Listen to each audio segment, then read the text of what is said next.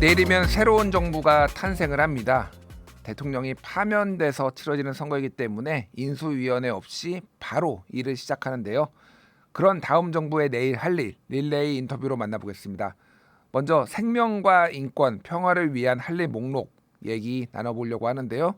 가톨릭대학교 성의교정 성기헌 바오로 신부 전화 연결돼 있습니다. 신부님 안녕하세요.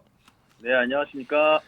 예, 대선 운동이 선거 운동이 한창이었던 지난 5월 19일에 SPC 3례 시화 공장에서 50대 여성 노동자가 사망하는 안타까운 사고가 있었는데요. 정말로 많은 사람들이 아직도 사망하고 죽고 다치고 이러고 있습니다. 이 산업재해의 측면에서 좀 바라봐야 될 것 같은데 이런 안타까운 죽음들이 왜 끊이지 않는 걸까요? 네, 먼저 이런 사고가 정말 불가항력적인 어떤 인간의 실수냐, 그야말로 불의의 사고냐, 아니면 시스템의 실패냐 등등 이런 부분에 대해서 사회의 다양한 부분에서 각자의 시각에서 접근을 하는데 저는 이제 종교인의 입장에서 말씀을 드리고 싶고요. 네, 저는 먼저 이제 그 사고라는 용어를 다시 한번 생각해 볼 필요가 있다고 봅니다. 우리가 느끼시겠지만 사고라는 말 자체가 어느 정도는 우연, 불운 이런 의미가 포함되어 있지 않습니까? 예. 근데 이제 우연과 불운은 인간의 영역이 아니잖아요. 그런데 이제 공장에서의 사고나 작업장에서의 사고가 인간의 영역이 아닌가? 그건 또 아닙니다. 그래서 SPC 삼립 그 시화 공장 사고 같은 경우에는 다른 말로 좀 직설적으로 표현을 하자면 기계가 사람을 해친 이런 일인데, 근데 이 기계가 저절로 생겨나서 작동을 시작하는 것도 아니고요. 그래서 누군가가 만들고 누군가가 작동시키는 거고, 결국은 그 시스템에 손대고 있는 사람이 있는 건데, 그래서 결국 누군가의 생명을 앗아간 그 일화의 배경에는 사람들의 과오라든지, 그것도 중첩된 과오들, 또 이 과오들이 시스템에 번져 들어간 현실이 있다. 이런 어떤 일화들의 인격성을 저는 먼저는 명확히 볼 필요가 있다고 생각이 들고요. 예. 네, 그리고 노동이라는 게 사실 얼마나 소중합니까? 그래서 이게 이제 정말로 소중하다면은 그 인간이 행하는 노동이 정말로 소중하다고 느끼면은 그 노동이 벌어지는 공간을 관리하는 사람은 안전장치를 포함해서 그 노동을 제대로 할 수 있는 여러 장치들을 마련할 거라고 생각을 합니다. 그래서 결국은 어떤 노동의 가치를 비용이라든지 생산성이라든지 지표 이런 걸로 표현하기 이전에 사람의 노동이 왜 소중한가, 이 소중함에 대한 어떤 절박한 공감, 자각, 네, 이게 이제 필요하다고 보고요. 예. 이게 정말로 필요하다고 모두가 절감을 하고 공감을 한다면 그 노동이 이루어지는 현장을 상당히 정성껏 가꿀 것이라고 생각을 하고요. 그 가꾸는 일환이 이제 그런 여러 가지 불의의 사고나 이런 거로부터 노동자를 보호하는 것들이 되겠고, 그리고 정말 우리가 다 소중한 삶의 기회를 부여받은 건데, 그런 모든 사람들이 본인이 지닌 시간이라든지 정신이라든지 팔다리 이런 걸 써서 나 자신의 자아도 완성하고, 그리고 가족과 사회에 대해서 책임을 다하려고 애쓰고 있는 그 노동이라는 게 정말 거룩한 것이 아닐까 생각을 하고요. 예. 이 거룩함을 손상시키는 것, 또 모욕하는 것, 그런 여러 관행들이 정말로 하루빨리 식별돼야 한다고 저도 이번에 다시 한번 깊이 생각을 하게 되었습니다. 알겠습니다. 예.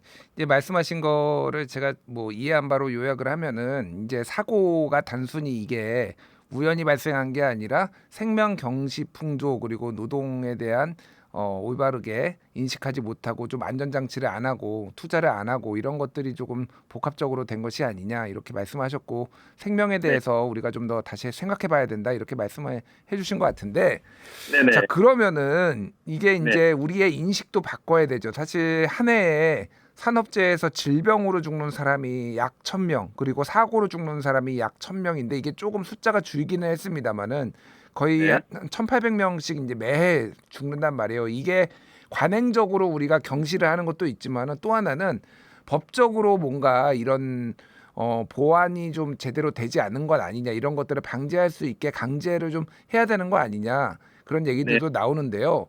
제가 네. 이번에 대선 후보 공약 좀 질문을 드려볼게요. 이번에 이제 각 네. 후보들이 노란봉투법이라고 하는 산업 재해와 관련돼서 이런 처벌을 한다든지 하면 차별금지법 이런 거에 대해서 지금 각 후보들이 보인 자세에 대해서 공약은 네. 좀 어떻게 보셨는지 궁금합니다. 예. 네. 지금 지금 말씀해주신 뭐 차별금지법이라든지 이 노란봉투법이 조금 전에 우리가 같이 이야기를 나눈 어떤 그 노동자들의 노동 조건과 관계된 부분하고 조금 약간 거리가 있긴 하지만 뭐 포괄적인 부분에서는 다 연결된 주제라고 생각을 하고요. 예. 네, 뭐 차별금지법은 정말 말 그대로 인간의 존엄성을 바탕으로 해서 뭐 폭력이라든지 혐오라든지 이런 거로부터 사회적 약자들을 보호하자는 거고 이런 취지에서는 찬성을 합니다.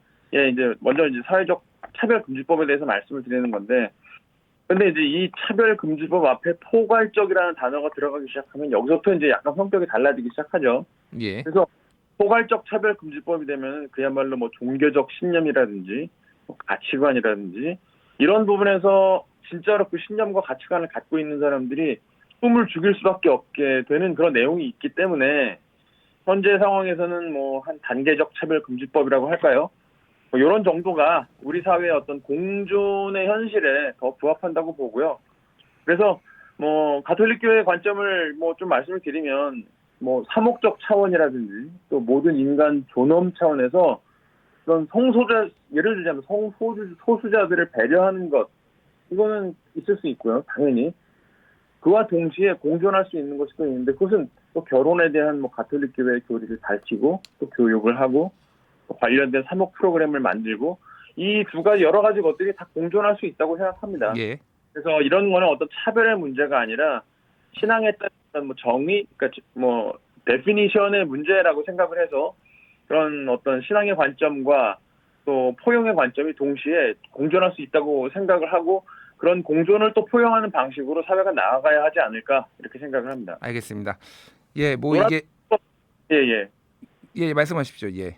노란봉투법 관련해서는 참 이게 역사가 굉장히 길고 뭐 노란자가 들어가니까 굉장히 나긋나긋한 법처럼 들리긴 하지만 이건 사실 정말 뭐 2000년대 한국 노사관계 관련법의 어떤 핵심 쟁점들을 거의 그대로 이제 요약하고 있는 하나의 그 법이라고 생각을 하고 예.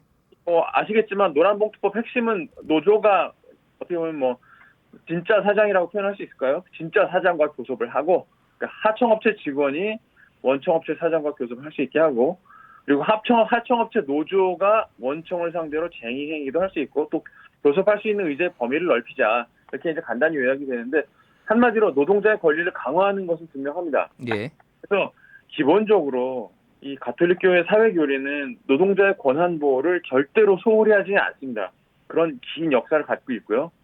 이런 관점에서 노란봉투법은 기본적으로는 그 가톨릭교회 사회교리에 정확하게 부합한다고 볼 수가 있고요. 예. 동시에 교회가 항상 이야기하는 거는 어떤 노동자의 쟁의 행위라는 게 최후의 수단이어야 된다. 그리고 그 전에 충분한 교섭이 전제되어야 된다.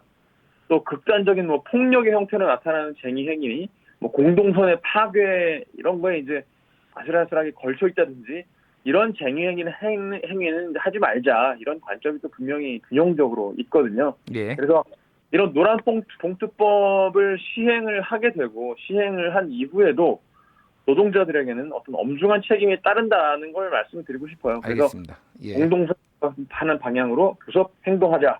이게 이제 사실은 막중한 책임이 또 따로 조합이 어떤 부여가 되는 거겠죠. 알겠습니다. 예.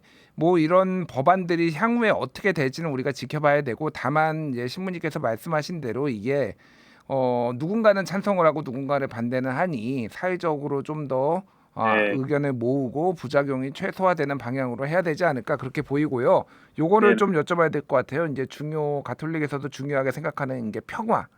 이가 네. 있는데 특히 이제 이게 현실적인 이제 문제로 좀 들어가면은 남북 관계 개선 이 문제가 이제 지난 정부에서는 굉장히 악화됐다라는 평가를 받고 있습니다. 차기 네. 정부 새로 들어오는 정부에서는 좀 어떤 식으로 이거를 접근해야 될지 의견을 좀 밝혀주십시오. 네, 정말로 온 인류, 뭐 가톨릭 교회뿐 아니라 온 인류의 핵심 가치가 정말 이 평화이고 이게 이제 굉장히 소극적으로 뭐 갈등만 없으면 평화냐 그거보다 훨씬 더 적극적으로 우리가 생각하고 또 우리 민족의 마음 안에 진짜 이 평화라는 것에 대한 갈망이 다 있다고 생각을 하고요. 이런 차원에서 이제 차기 정부가 분명히 평화에 대해서 노력을 특히 남북 관계에 대해서 노력을 해야 된다고 보고 근데 상황은 정말로 우리가 모두가 알겠지만 매우 복잡하죠. 뭐 근본주의가 발행한다든지 기후 변화, 뭐 한반도 주변 정치, 군사, 문화적 환경 다 변하고 있고 그래서 그렇지만 선의의 바탕을 둔 어떤 의도적이고 굉장히 구체적인 노력이 필요하다고 봅니다. 그리고 또 현실적으로 평화 추구가 어떤 더 큰 비용의 지출을 예방해주는 부분도 있고요. 예. 우선은 다양한 어떤 공식, 비공식 대화 채널을 복원하는 것이 시급하다고 판단합니다. 이게 이제 남북 평화의 어떤 최소한의 안전 장치라고 생각을 하고요. 예. 그리고 정말 이 남북 교류에 있어서 민간의 역할을 활용할 필요가 있는데 불행하게도 우리가 지난 상황을 잘 알지만 뭐 북한 하노이 딜 뭐 이런 거 이후에 남북 간의 관계가 적대적인 두 국가 관계로 정의가 되고 단절이 되었죠. 그리고 또 최근에 통일부는 이제 뭐 종교인 혹은 뭐 시민사회 대북 사전 접촉을 예. 불허했습니다. 그래서 원래는 신고만 하면은 접촉할 수 있었지만 이거를 이제 허가제로 사실은 운영을 하면서 민간 교류 협력을 의도적으로 차단하고 있는데 사실은 이 부분에 대한 개선이 절실하게 필요하다고. 알겠습니다. 예, 예. 시간이 다 돼서 저희가 시모님하고는 여기서 마무리하고 기회가 되면 다시 한번 모시도록 하겠습니다. 지금까지 가톨릭대학교 성의교정 성기현 파오로 신부였습니다. 시모님 감사합니다. 감사합니다.